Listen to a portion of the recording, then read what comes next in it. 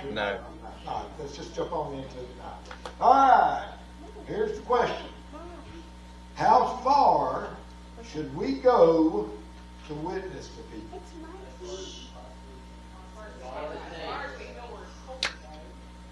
Say that again.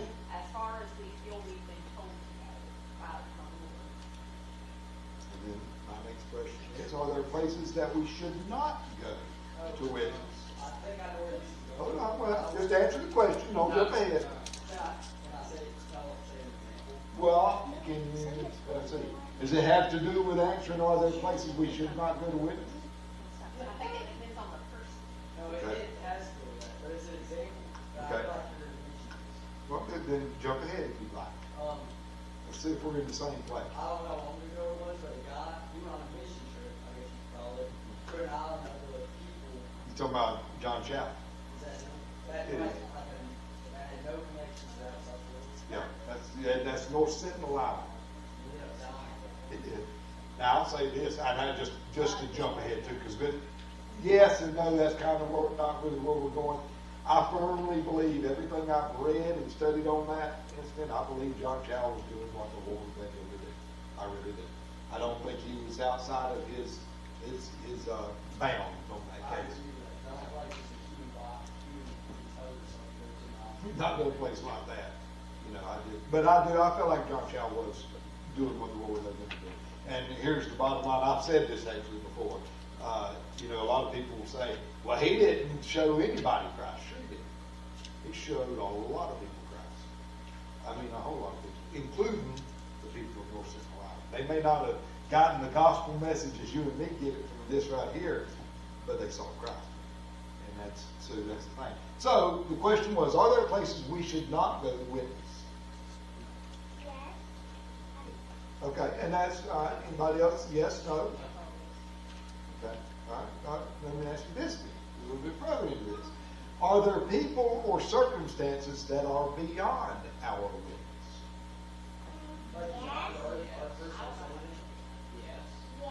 No, it's beyond our witness.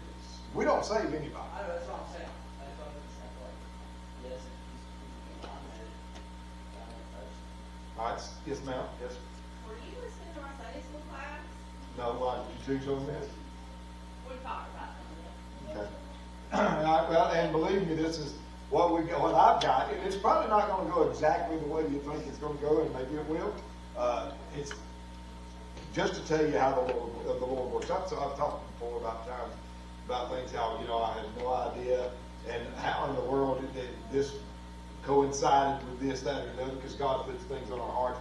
I was running late today because I was counseling with somebody on the phone about the very things that I had prepared for tonight, or at least most of it along those lines. So God has reasons of putting things on us and stuff, and I think that this is important at this time in our area, in our community, because we have seen some things that is not what we would expect. And if you know facts about some things, you know just how dark and evil. There are things that have come into our neck of the woods, which is something that I've never had to deal with in our community. I've lived in a community that is not everybody was saved, but basically everybody feared God and respected God, and we're seeing that erode from here. So, and it has had me to thinking and studying. It's been on my heart about this thing of how far should we go to witness. And are we indeed just boundless, and should we just go everywhere, do everything, witness to everybody and all that? Is that what we're called to do, and is that what we should be doing?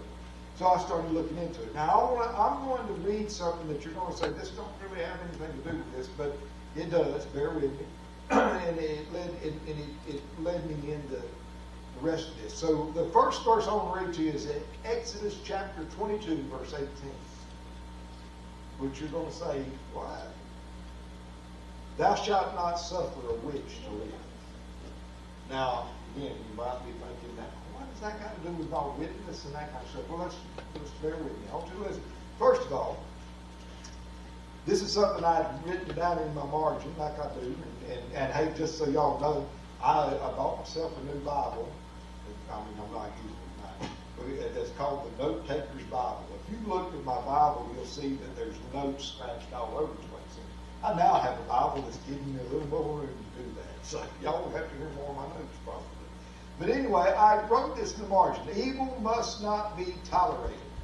Those that align with the darkness of Satan cannot be allowed to remain among us. They have declared God their enemy, and we cannot abide with them. Thou shalt not suffer a witch to live. Now, under the law, if a person was a witch, they were to kill him. That was what the law said. We're not under the law, we're under the age of grace, so we don't kill witches. But, as I read there, we can't tolerate evil in those that align themselves with evil. And we'll expand on that. We'll go a little bit further. In other words, we cannot go in among them in their lairs, in their habitat, in their places. And we can't go into those places because if we do, it's going to cost us. In their territory, it will cost us. Understand that. And we're going to look a little bit at that and what that means. Now, have any of y'all read Pilgrim's Progress? Because I know I've talked about it some. I'm going to tell you what. Y'all, it's the greatest. What's that? But I'm not going to ruin it because it's an unbelievably full book. And it is so awesome. I encourage you to take the time to read a modern English, there's some good modern English versions of it. It is a book that is such a parallel to the life of a believer from beginning to end, and it's amazing. Well, in the book, there is a time, and this won't run the book, but that the pilgrims on their walk, which is Christian, in this case it was one known as Christian and one known as Faithful. That was their names. As they're walking along the narrow way, they're making their way to the celestial city or heaven. They encounter a city called Vanity, which holds the Vanity Fair. Now we all know vanity in the Bible is a bad thing.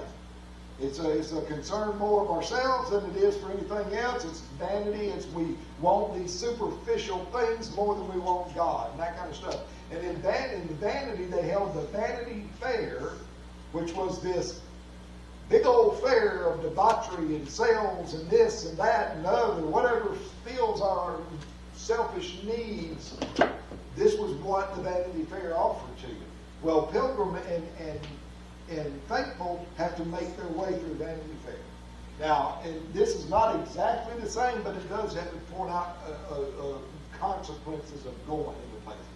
All right, so they go through Vanity Fair and they end up getting apprehended and they end up being tried and judged and everything. And I'm not trying to, well, I don't want to ruin it if you are trying to read it.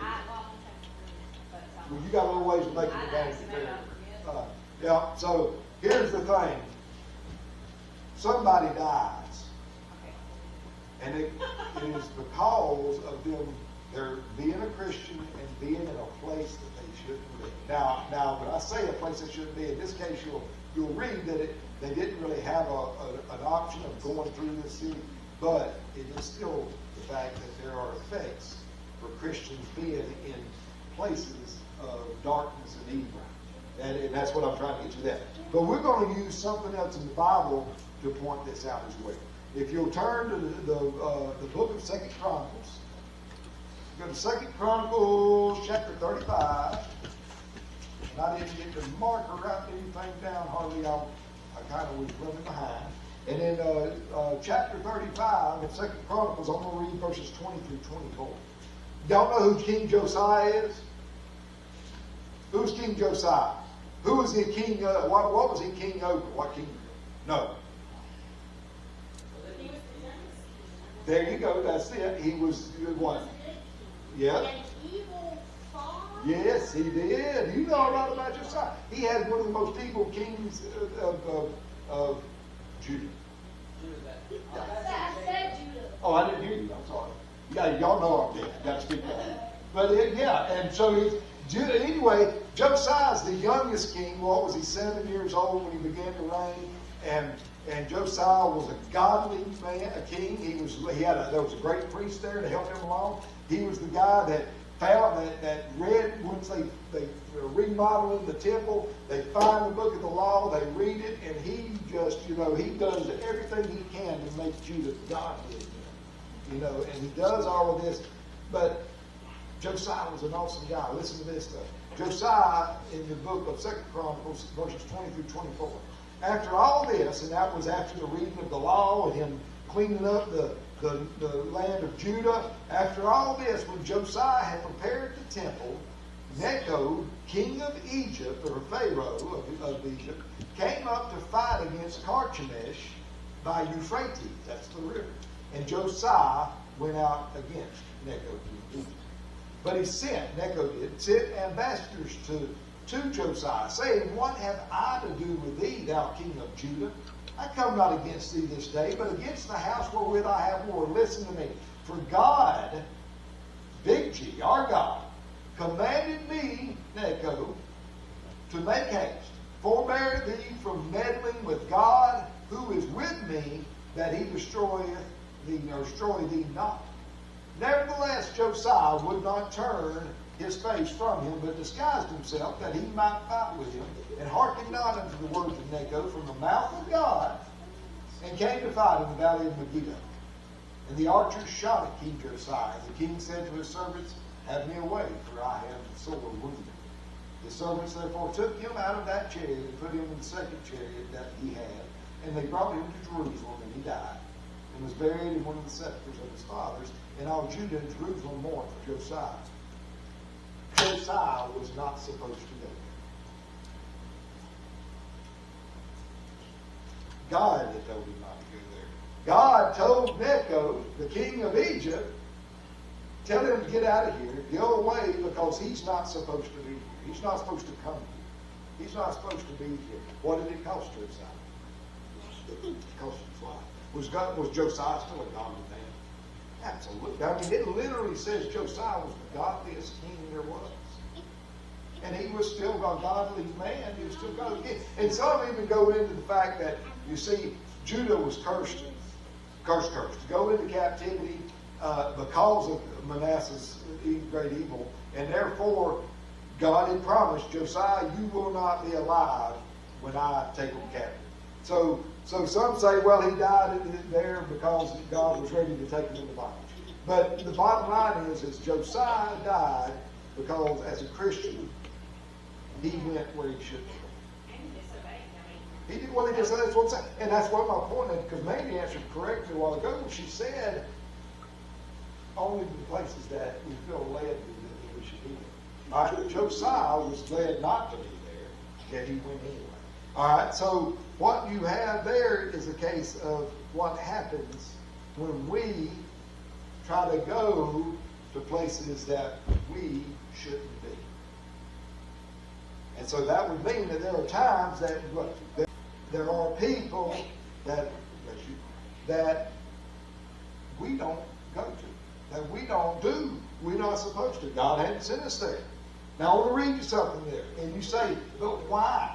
Why shouldn't we? And we're supposed to, because we're supposed to witness and we're supposed to do all of this. And we are. I mean, don't get me wrong. We are right. He says, preach the word in season and out of season. And that simply means at the right time and when it don't feel like it's the right time. Or in other words, at church or when we're out there at the ball game or at school or at work or wherever we're at, we still are supposed to be a witness for Christ. And we should be. And we should have a desire to tell everybody about it. And about his saving grace. That's what we should do. But there are places we don't need to be, and there are people that we don't need to be with there. And if you'll turn to Romans chapter 1, verse 28, this will shed a little light on that.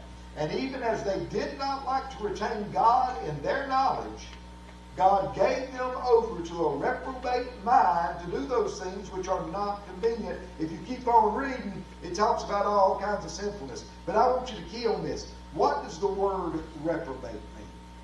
Does anybody know what that word means? Okay. Anybody else have a feeling on that word? Noah Webster defined it as abandoned in sin, lost to virtue or grace.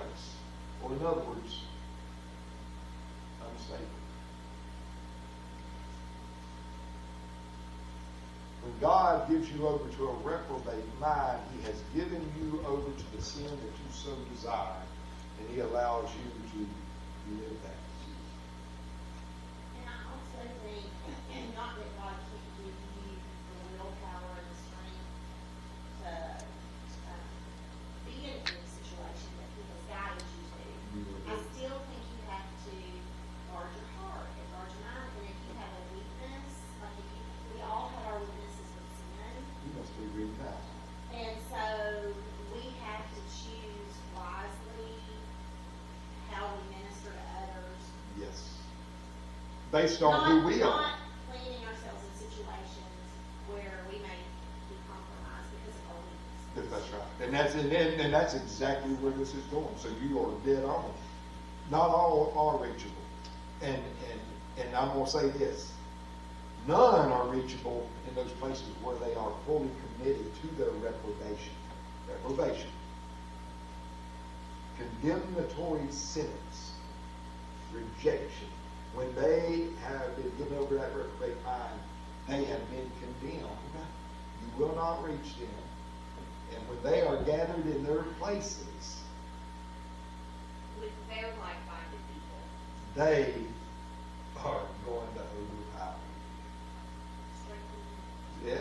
And let me tell you what, there's no desire for you to be there. There's no desire for God to be there. And you know what? And this is where there is a difference between the truth and what gets preached in a lot of places nowadays in this country. God is not this hippie love guy that loves everybody and all that. No, it's not that way. God hates sin. God is a wrathful God when it comes to those kind of things. And when He gives you over, let me tell you, you're in a bad spot. But it's evil and He won't be there. And so you don't need to be there. So we can't just go anywhere to just anybody to witness.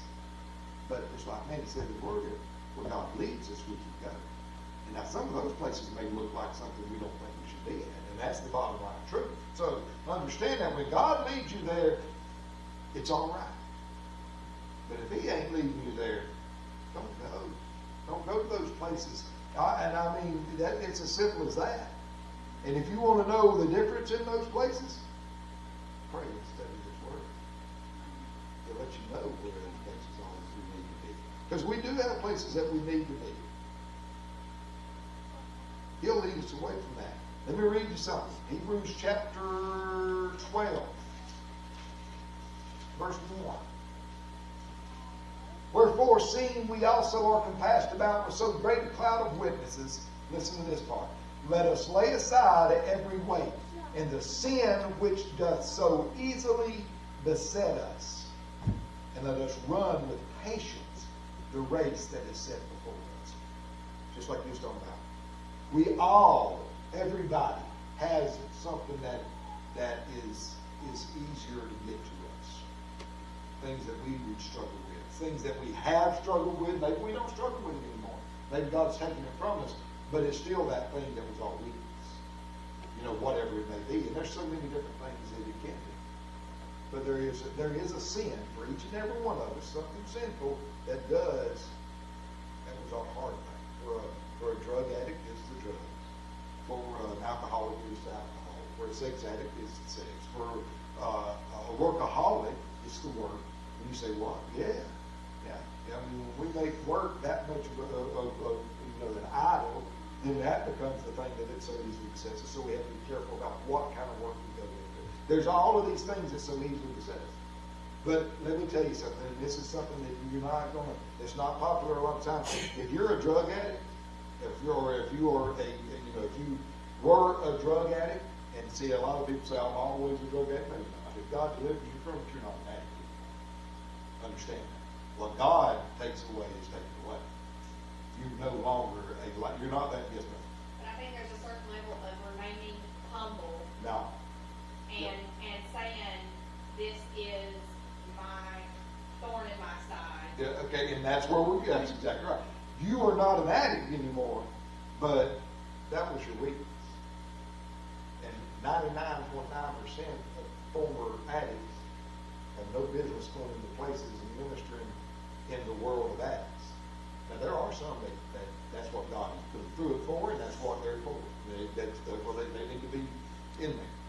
But 99% of them don't. Because what happens to an addict that ends up being around a bunch of addicts again, a bunch of drugs again?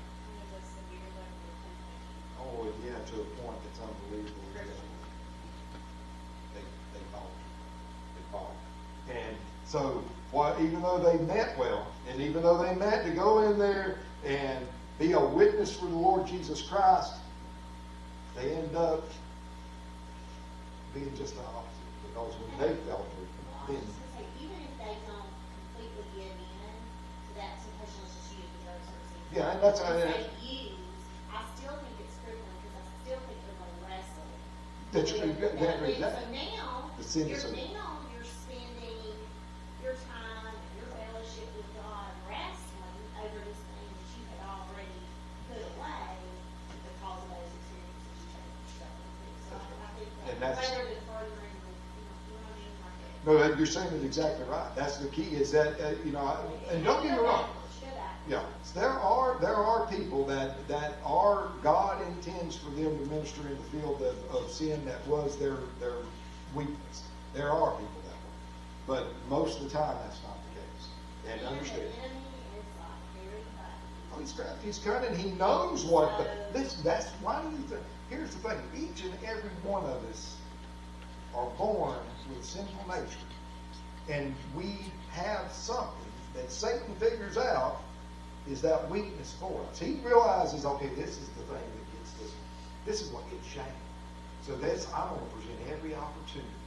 I'm going to put it out there too, and that's what Satan does to us. He figures that out, and he works us over that way. So when we put ourselves then into that place, man, that's a load. That's too much. It's giving us too much.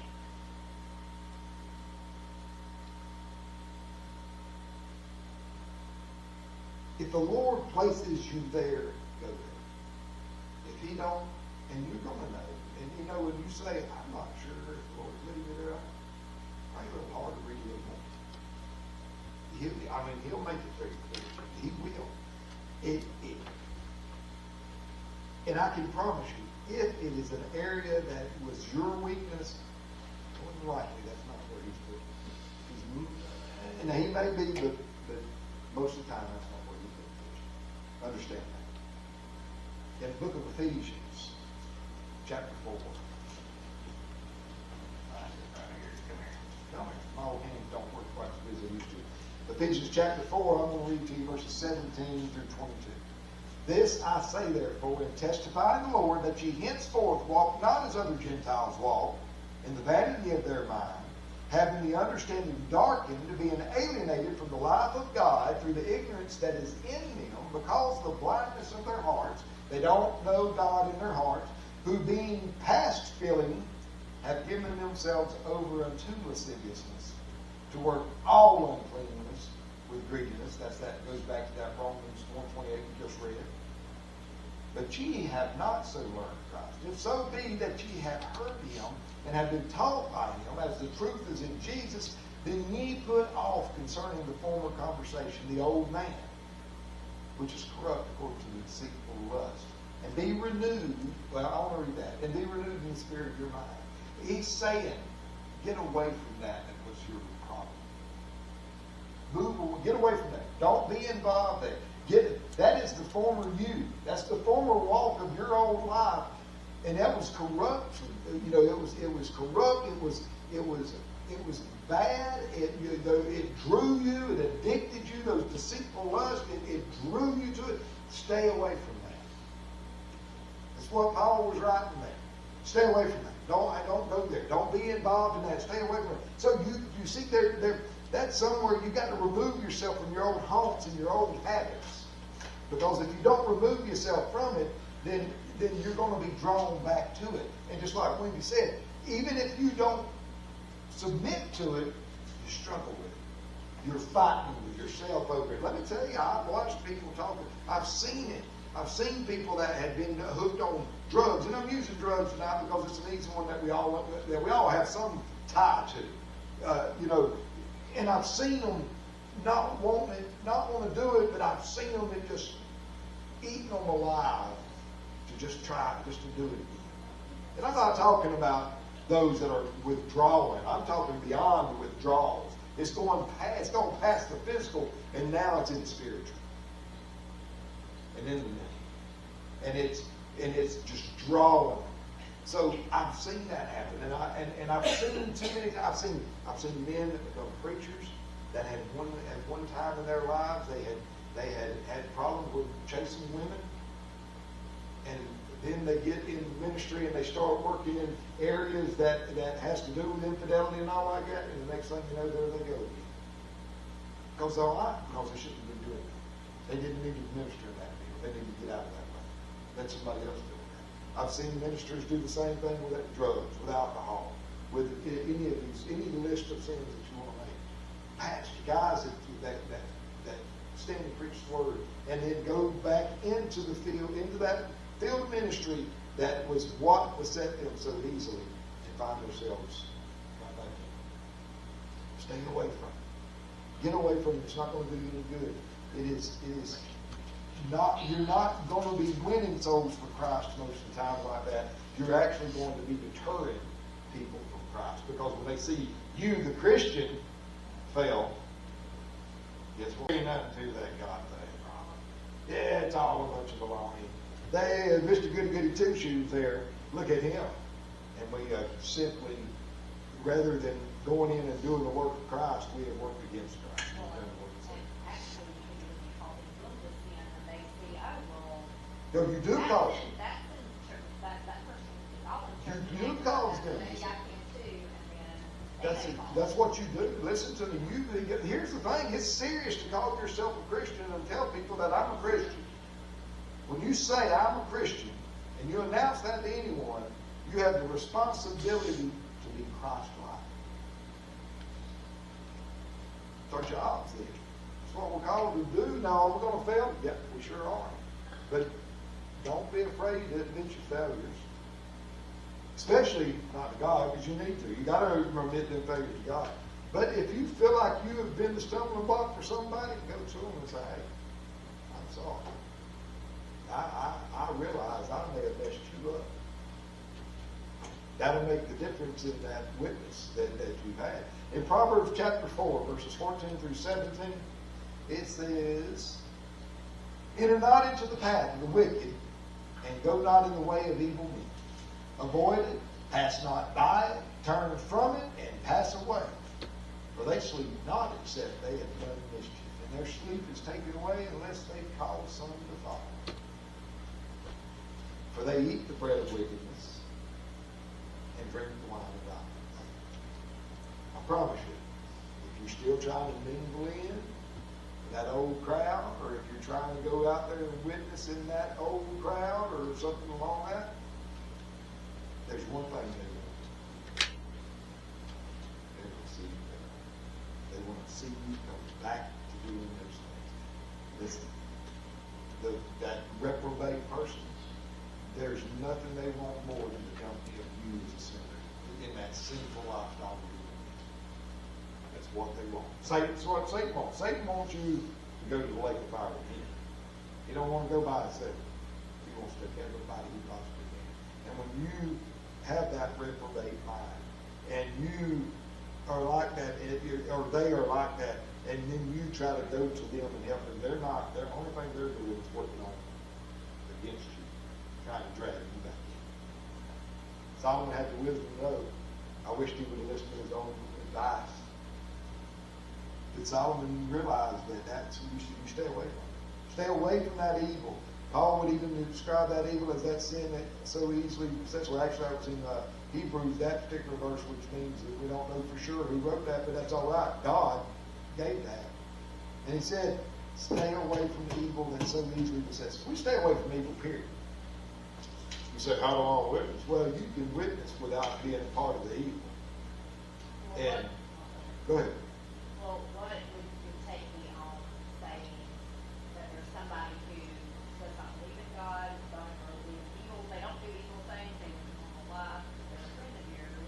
That's called being a good person. But considering that they don't believe the God that you do, but they don't push you into the Lord or anything like that, what would your mindset be on friendship? Well, no, you can have friends that have a different opinion.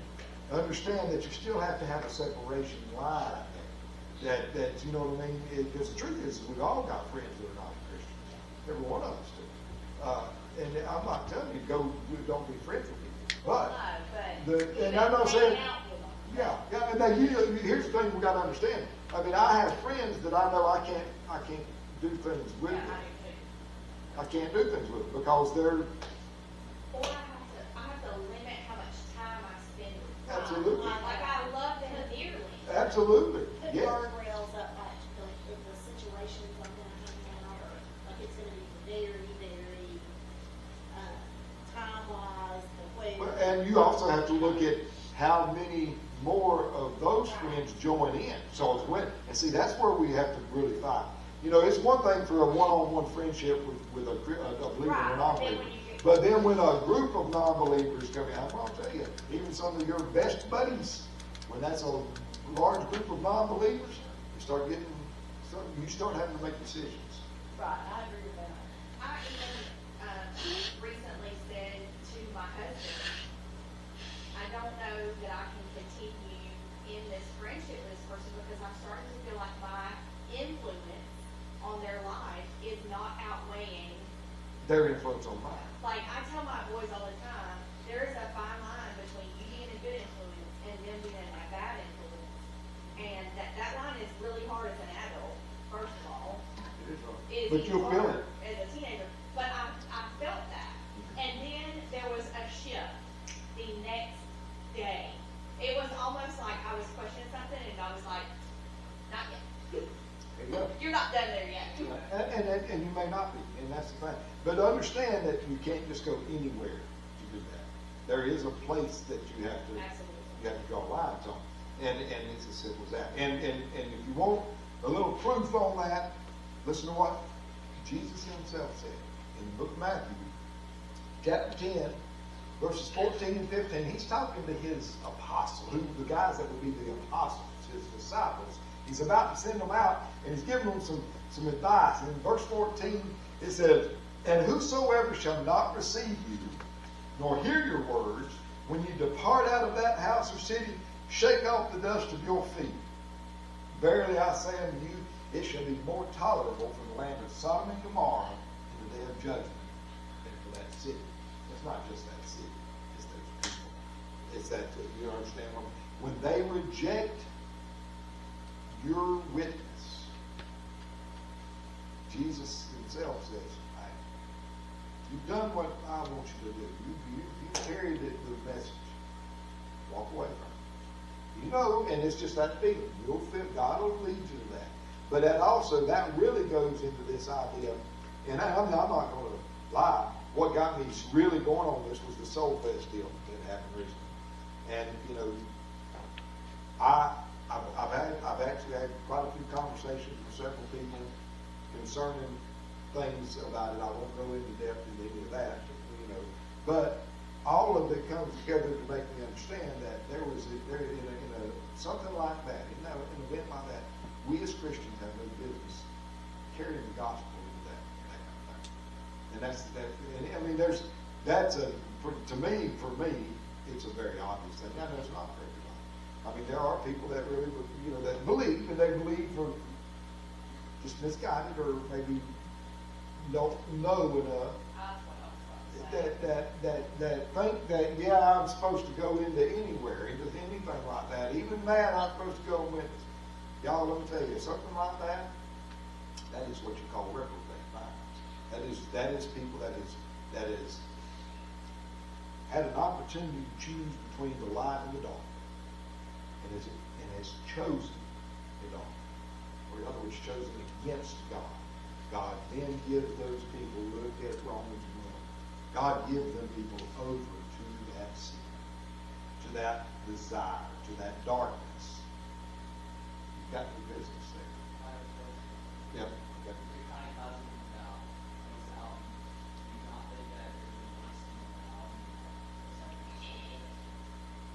church has. They live there. They're completely cut off from the world. They have no idea what the world is anything about or like. I don't know what they do. And you know the truth? Here's the honest truth. Nobody really knows what they do, how they live, what they think. They, honest to goodness, may be protecting their eyes. And that's it. So they have no idea about us? No, they don't. And how much is this? Like, are they still alive? Oh yeah, it's a I mean, if you were that isolated, what would be your instinct? their instincts is to protect. To protect. There's a difference. Like, that's- There is a difference. See, and he- That's the place where people, that's their They home, like to that's, engage. this is where thousands and thousands of people have Chosen. intentionally gathered to. For the- well, Marinate in sin. Yes. But out of those 10,000 people, you could just save one soul. It was worth Well, if you can save a soul, absolutely, it's always worth one soul. Yeah. Amen. And it's one of those. But you feel if God led you in that, but I'm going to tell you, God don't lead us. You read your Bible, God don't lead us in places like that. Yeah, but like, you think people like just the church, like the church was thinking other Christians, when Saul was going around killing Christians, you think they was like, do good work on? Oh, they did. Do you remember do you remember how Saul was finally accepted by the church? Oh, it took a long But time. you know, And but it you know took- what converted Saul? Not another man. That's right. Jesus, like, we show those people. We do, and I'm not here. Let me see if I can clear this up for you. If you had ran into those people at Wayne's, witness to them. Absolutely. Yeah, because you're going to see those types of people. And you are going to find people like that, stuff like that. But don't go. Now, if God sends you there, go. But I'm going to tell you, God don't send you places that's given completely and wholly over to the evils. Does that make sense to you? See, those people, everybody that was involved in that, it's not because the way it is.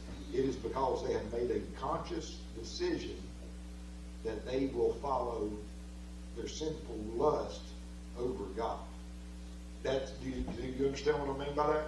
So when you have something like that, you have to stay separated from that. Now, take every opportunity to preach, to teach, to witness, to do those things to everybody you possibly can, because we don't know. I mean, the bottom line is God knows who's going to be saved and who's not. And that's where we get back into that predestination, election, and free will argument deal. But the thing is God does know who's going to be saved and not saved. But I don't. You don't. So I'm going to witness to everybody. But I do know that there are times where it's going to be of no account, and God don't even want me doing so. And Sadie, you kind of feel like that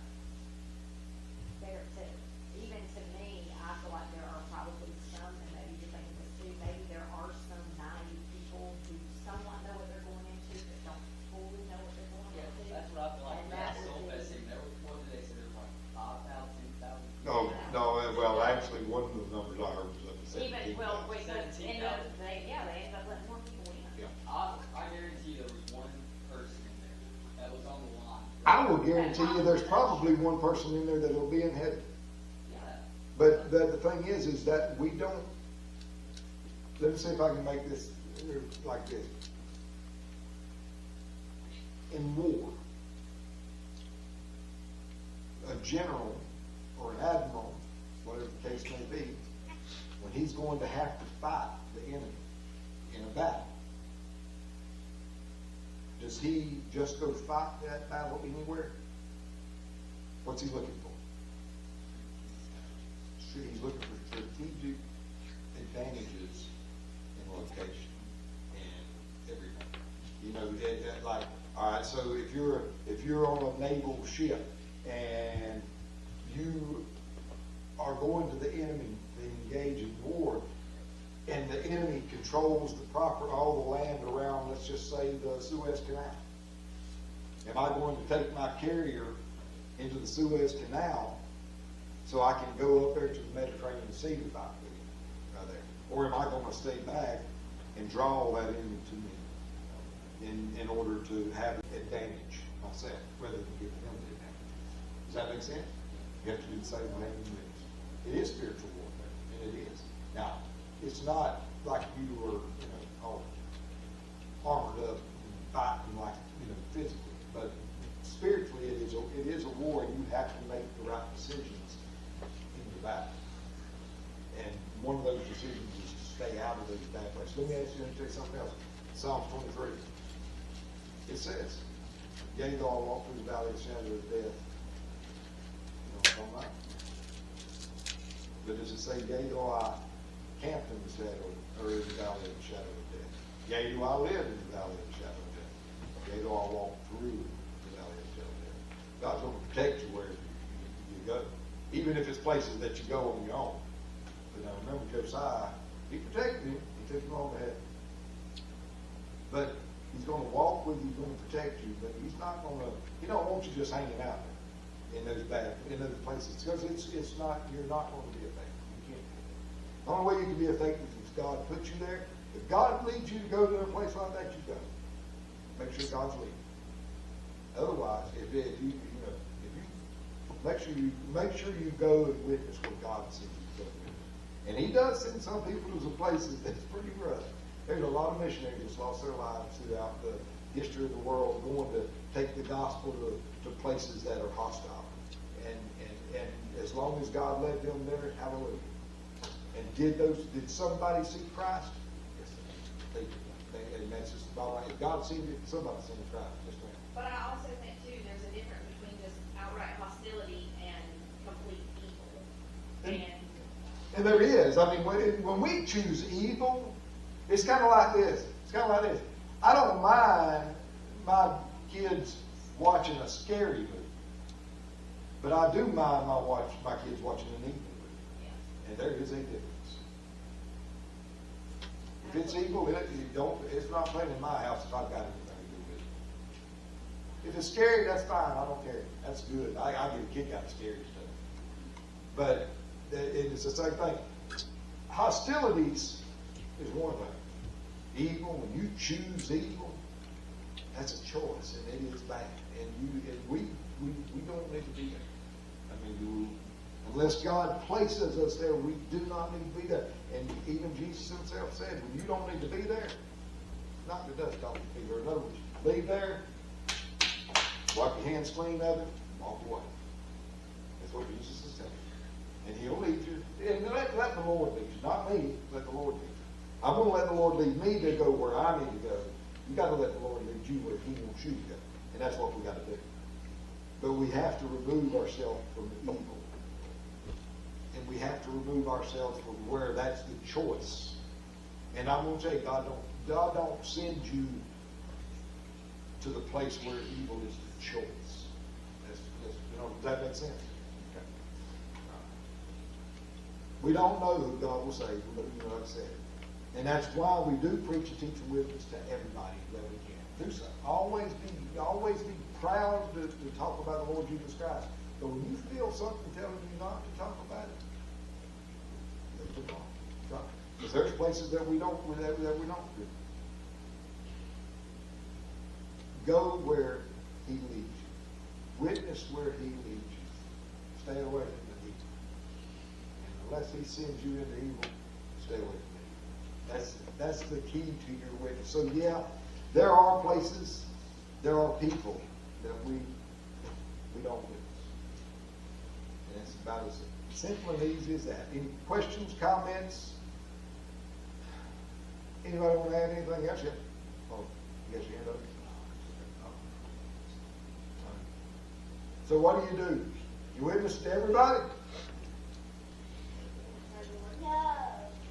You witness to whom the Lord leads you to. Now listen, I want to say, and some people are God will have witness to more than others. Understand that. I mean, we all have different callings. So I'll go ahead and tell you, there was a time that I didn't talk to people about the gospel a lot.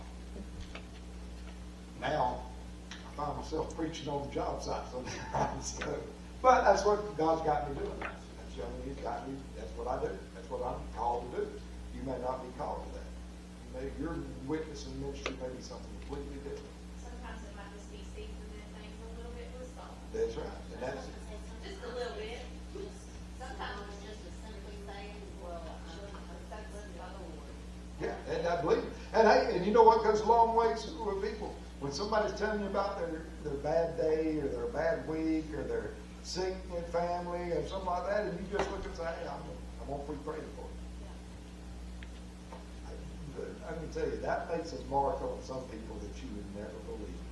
And it has such a profound effect on some folks, especially folks that wasn't raised in church and stuff like that. I've had the opportunity to work with a guy from England for a while now, and he's awesome. I love him to death. But he wasn't raised in church whatsoever, nothing like that. And he has no understanding of this Bible.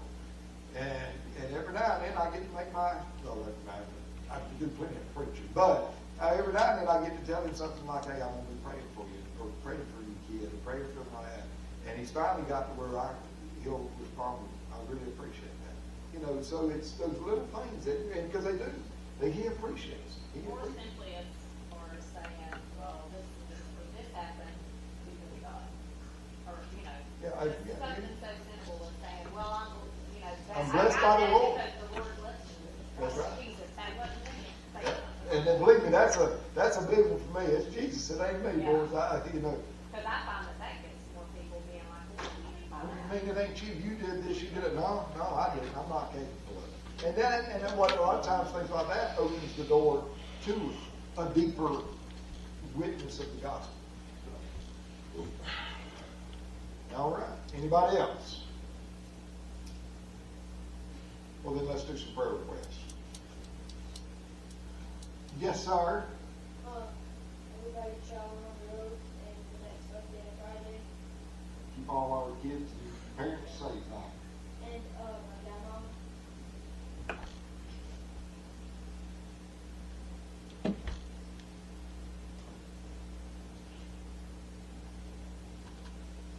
Oh, and Kaden knows. What's the latest? I know I've heard some stuff.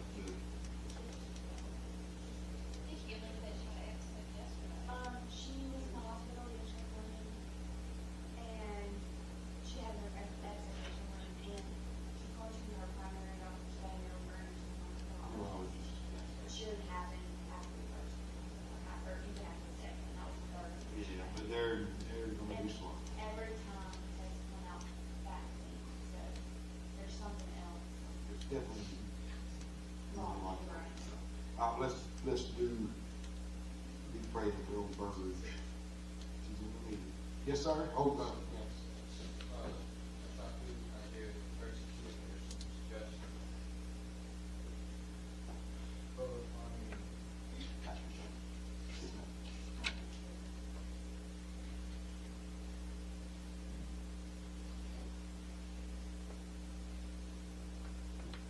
Yes, ma'am.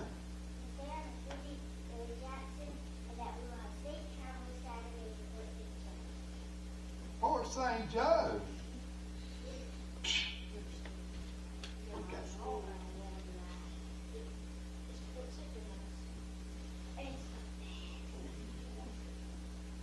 Yeah. Yes, ma'am. I got news on Ariana Kia. They're almost positive she has a brain tumor.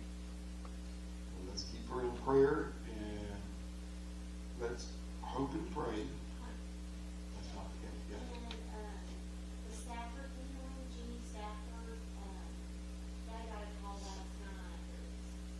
They're giving him just a matter of like hours. And the last I heard, He's not even pray for peace for that. communicating.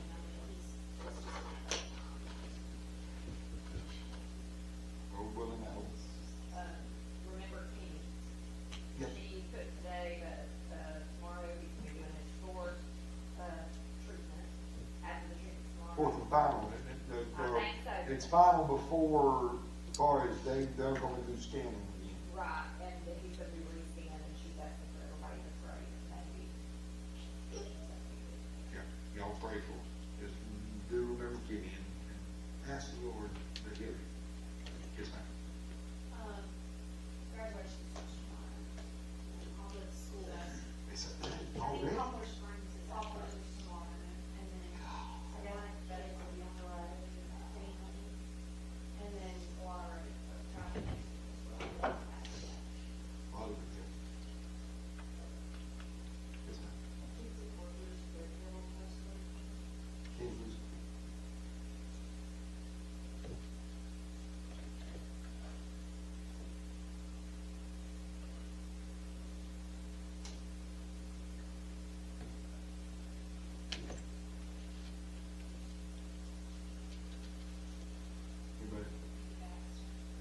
Is she trying to do anything?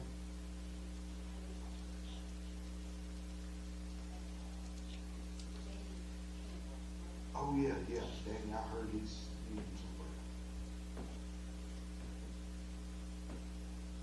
And y'all remember Denise, she's down in the back. Yeah, but she's still in. She's still barely.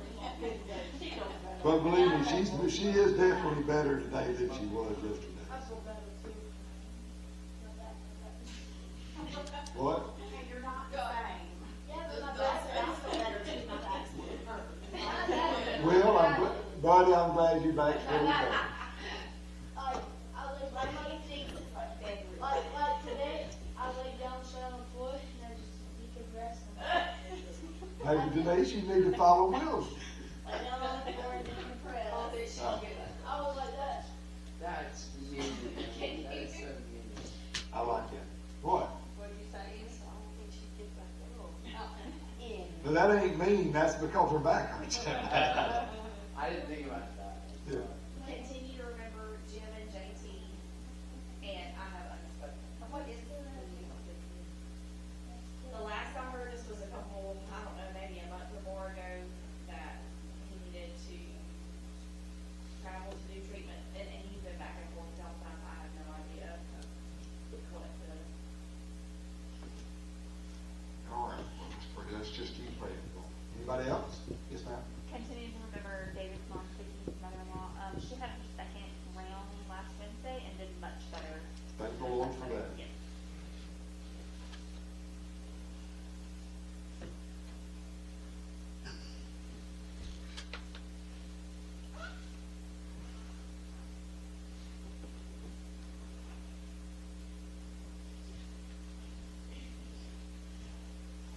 All right, anybody else?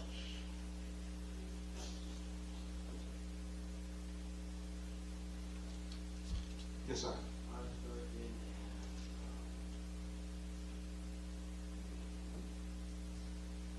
Unspoken and meaning. Devil covered tonight. That's good. And Uncle Billy, he's got what is it? He's sick. Bronchitis. Bronchitis. Really. So, let's remember. Anybody else? Good.